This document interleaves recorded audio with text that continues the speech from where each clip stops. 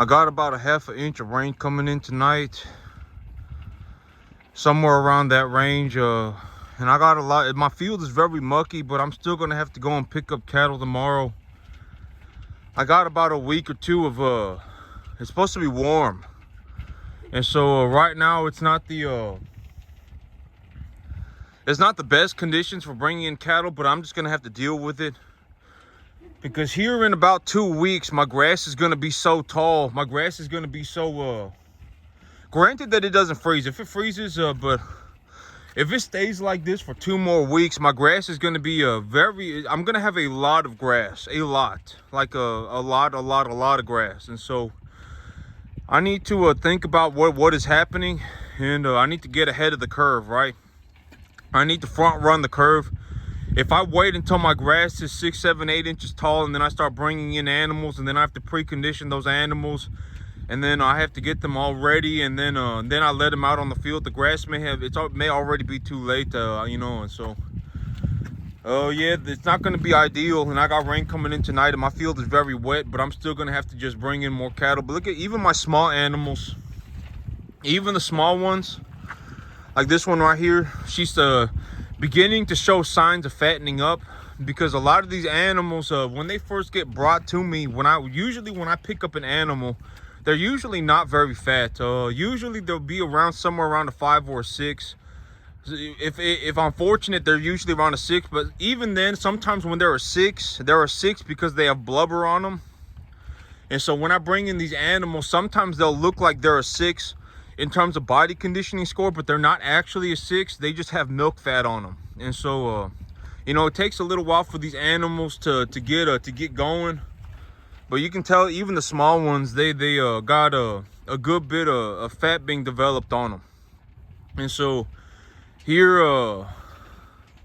tomorrow I will be bringing in more animals, and I'm gonna have to get them preconditioned. And once I got them preconditioned, I need to sell my big ones, because I don't want to introduce the small steers to this herd when the big ones are here, because the big ones, the small animals, they won't be used to being around the big animals, and so the big animals will knock them over and stuff, and they could injure them. And so this heifer right here, she's the top female. She's the top female of the herd. She is the highest ranking cattle in this herd, and so I'm gonna have to sell her. And then I got those 2 over there, and then I got this one right here.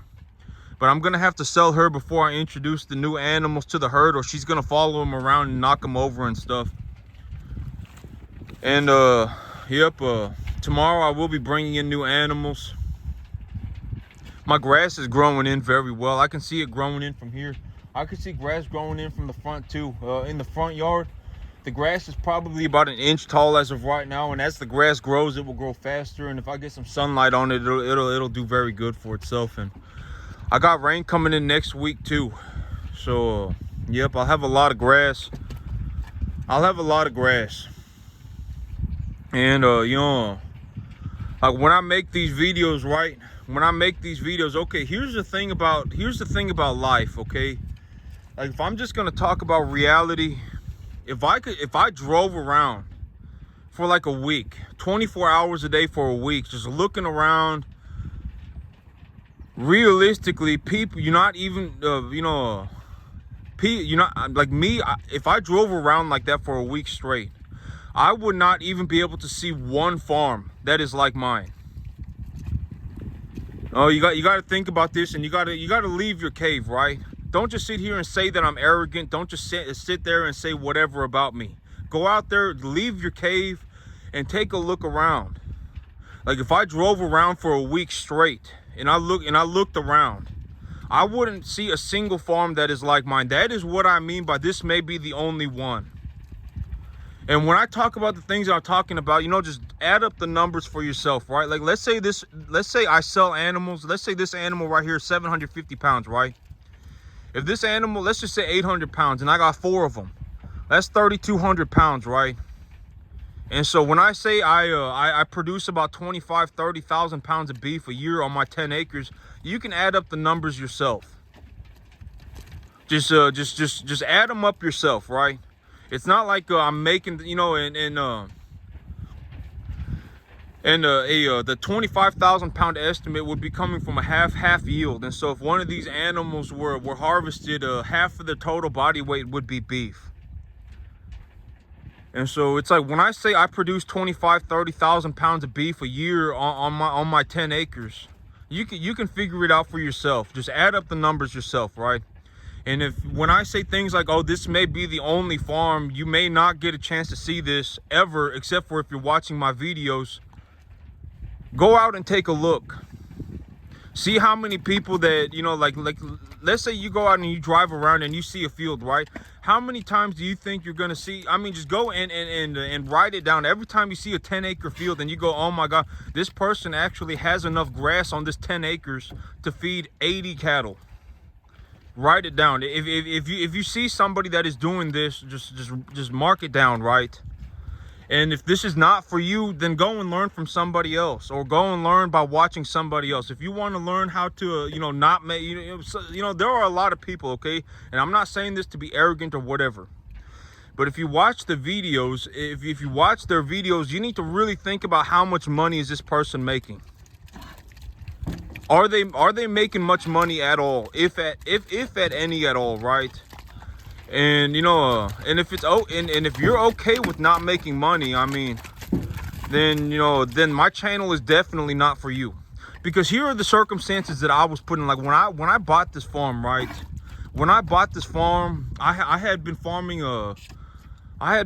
for probably close to, you know, 13, 14 years, 12, 13 years before I bought this farm. And if I didn't make money here, my financial life was over.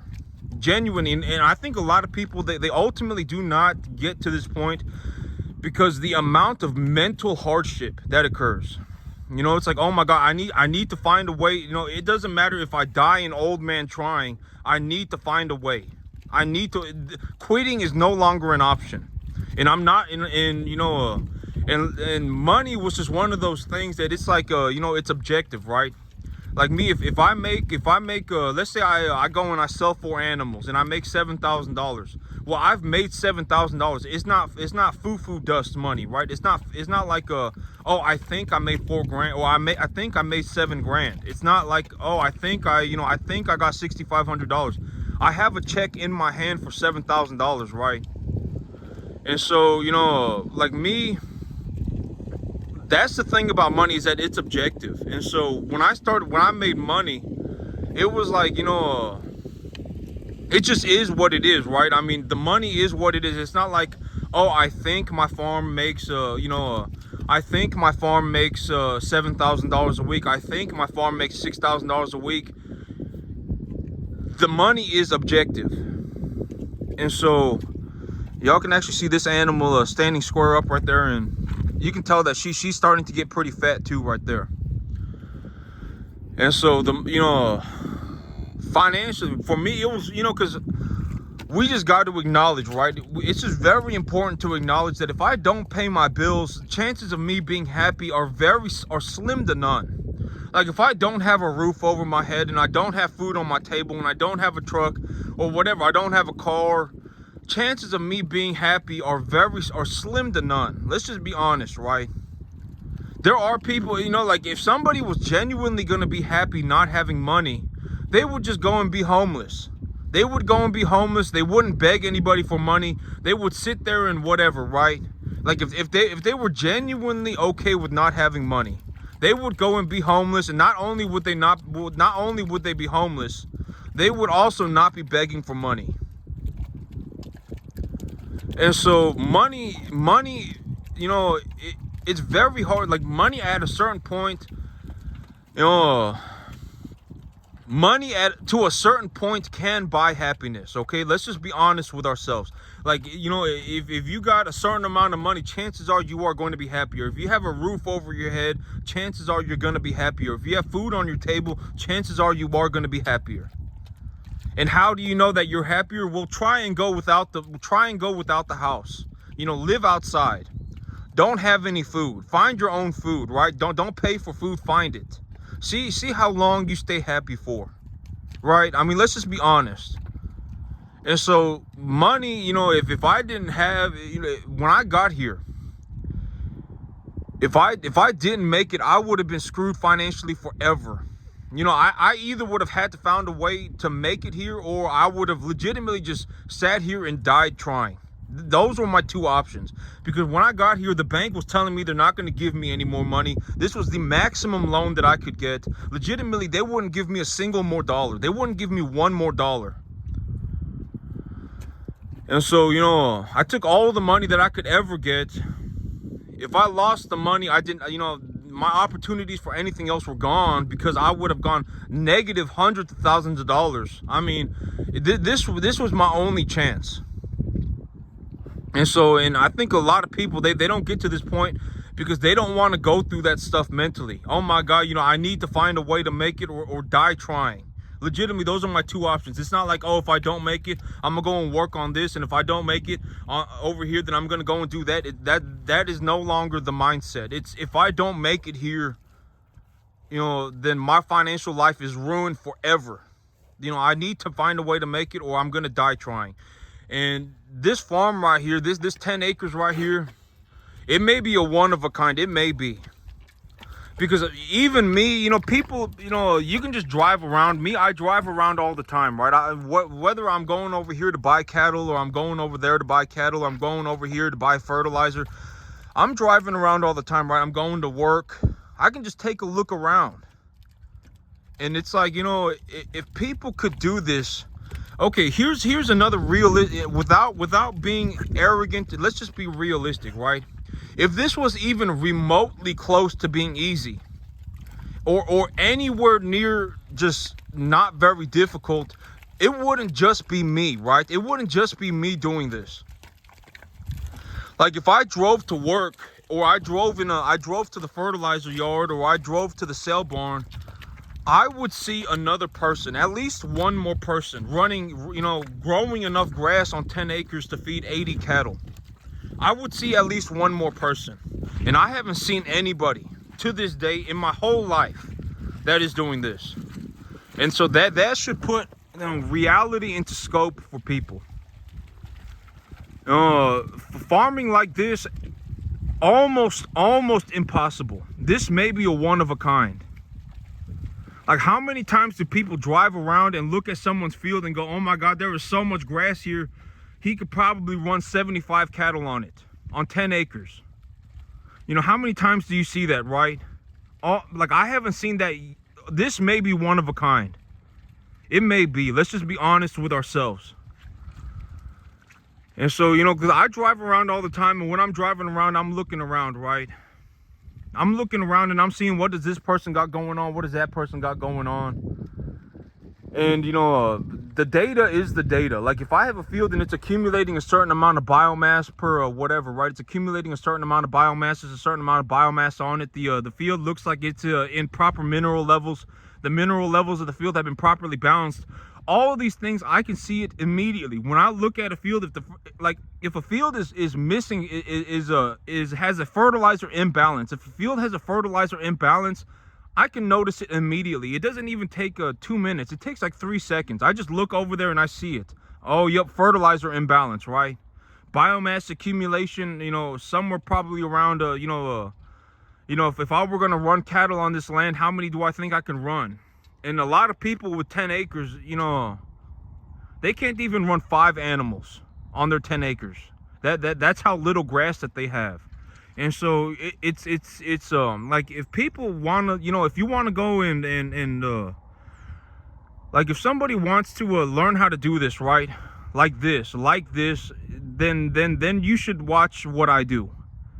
But if you want to learn how to do it some other way, you should just go and watch somebody else, because I'm not going to change the things that I do.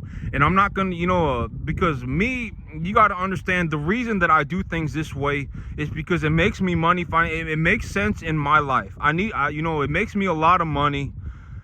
I do, you know, I produce a very, very, very high quality beef product. And at the end of the day, it's like, you know, I'm producing 30,000 pounds of beef a year on my 10 acres, 30,000 pounds. And so it's like, I'm feeding a lot of people. And so this is very important, right? Regardless of what people say, because a lot of people, they're gonna say whatever. They're desperate and whatever, right? I mean, they're gonna say whatever. Oh my God, I can't believe whatever, right? But if they had the opportunity to make an extra $50,000 a year, their life would be changed forever. Legitimately.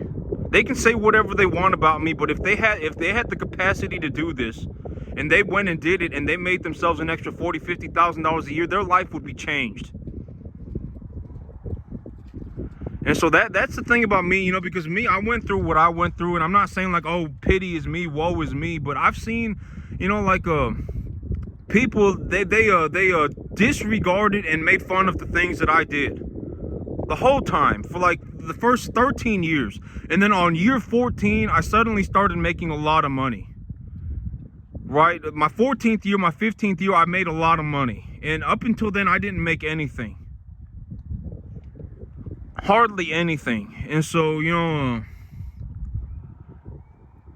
know, you can't jump on at the very end and expect me to, you know, just change my mindset, right? But that's how people are. I mean, they're gonna go, you know, whatever, right? And then it's like, oh my God, you know, and now, you know, this guy making you know, $40,000, $50,000 a year on his 10 acres, running commercial cattle, and he's got enough grass on his field to feed 80 animals, and you know, and now, you know, whatever, right?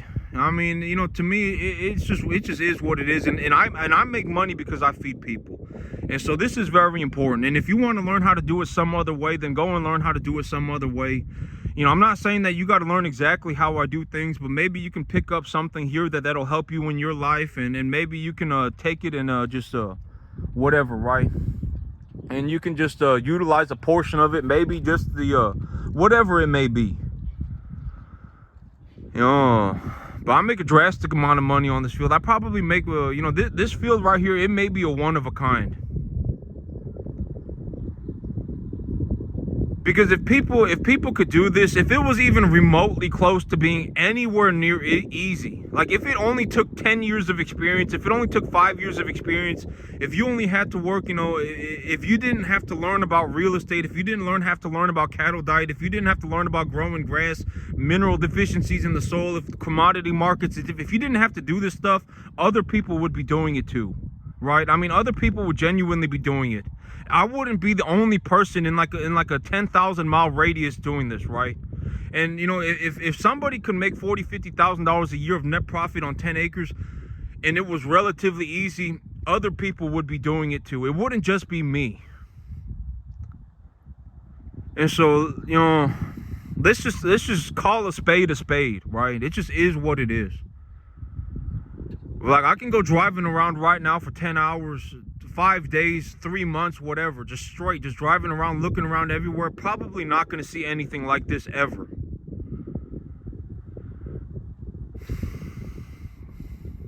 You know, I'm not saying that to be arrogant. I'm just calling a spade a spade. I drive around all the time. You know, you got to understand that me, I'm a farmer. This is what I do, right? I understand what my numbers look like. I understand what a field needs to look like.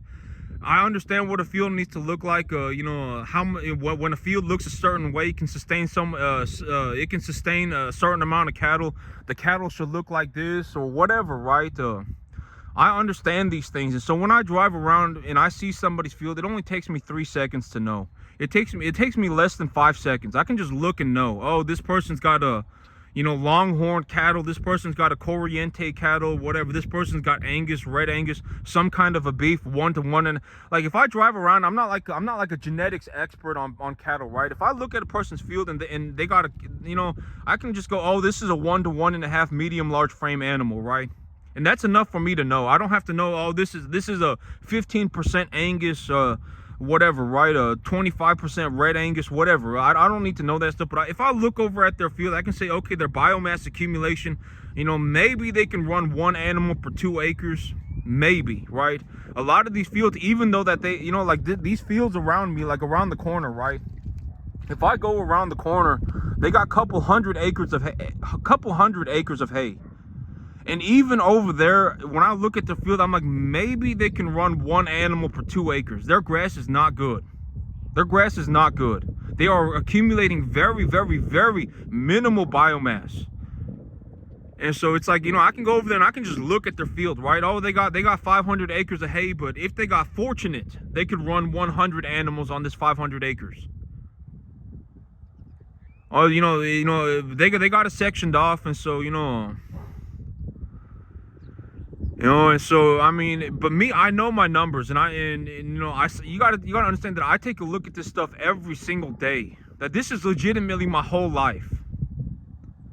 And so, like, if I drive around and I see their cattle and I'm like, oh, their cattle look like in a body condition score of 5, and maybe they got enough, even if they do, okay, this is a very realistic thing that when I was driving to work the other day, this is something that I genuinely thought when I looked over and I saw somebody, I saw their field. I looked over at their field and I said, okay, their grass maybe they can sustain 1 animal per 3 acres. Let's be more specific. They got 1 to 1.5 type red, some kind of a red beef animal, 1 to 1.5 type polled, right? No horns on it. Genetically a pretty good animal. Some of them got Hereford crosses in them. And I drove that way and I took a look at their field and I was like, okay, these animals, they're maybe about 600 pounds, right? 600 pounds. And maybe they can sustain, they got hay planted. They have a field planted full of hay. Maybe they can sustain 1 animal per 3 acres, maybe. And even if they do sustain that animal, they are not going to put a lot of conditioning on that animal. The animal was at a body conditioning score of maybe a 5. I could see their ribs on them. A couple of them were sucked in. And so, even though that they are running these cattle on this grass, maybe they can sustain 1 animal per 3 acres. And even though that these animals are being sustained, they are not putting on conditioning properly. And I noticed this like within 3 seconds. I was driving by at like 60 miles an hour. I was going 60 miles an hour driving by, and I just passed by this field real fast, and I took a look, people are smart, right? They're gonna know. They're gonna see. And so, like me, I just drove by real fast, and while I was driving by, that is what I saw. And so if we are just gonna be completely honest with ourselves, and that's why I also say I don't work with desperate people, right? Because desperate people, they are borderline insane. Oh my God, they take a look and they go, oh my God, he making he probably he doing $40,000-$50,000 a year of net profit on his 10 acres. We're in a desperate situation, but desperate people will eat people alive. At the end of the day, that is the mindset of desperation. They will eat people alive. If someone becomes desperate enough, they will start trying to eat people alive. Oh my God, maybe we can do whatever, right? Do whatever, we can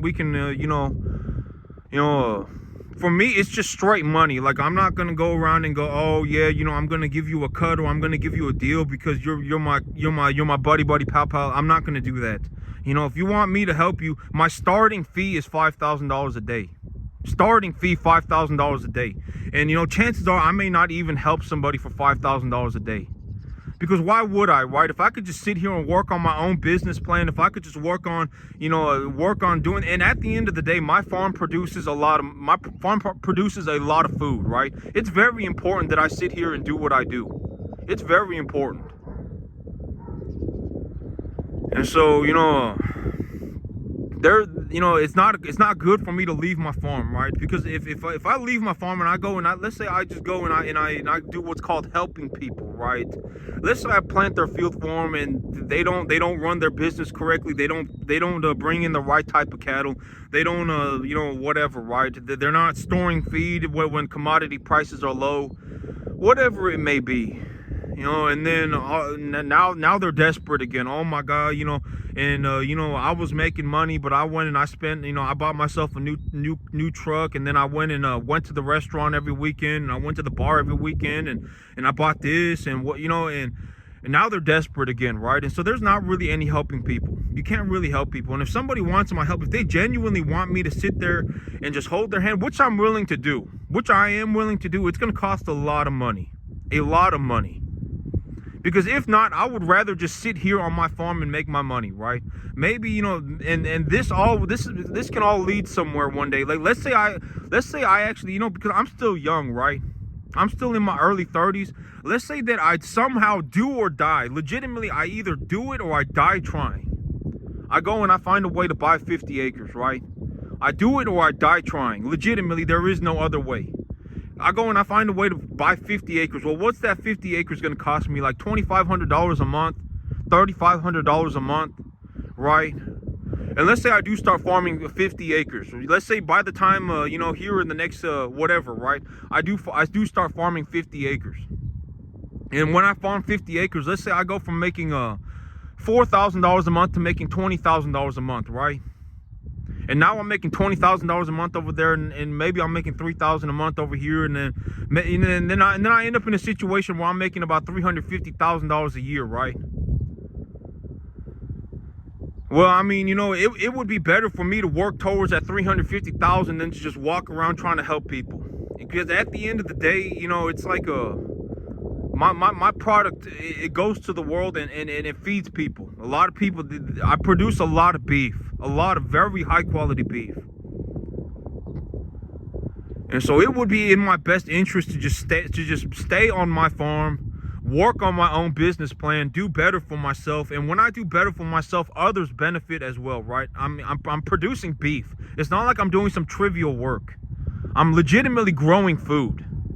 That is what I'm getting paid for. And so when I get paid a lot, I'm producing a lot of food. Well, that's it for me today, YouTube. Y'all have a good one.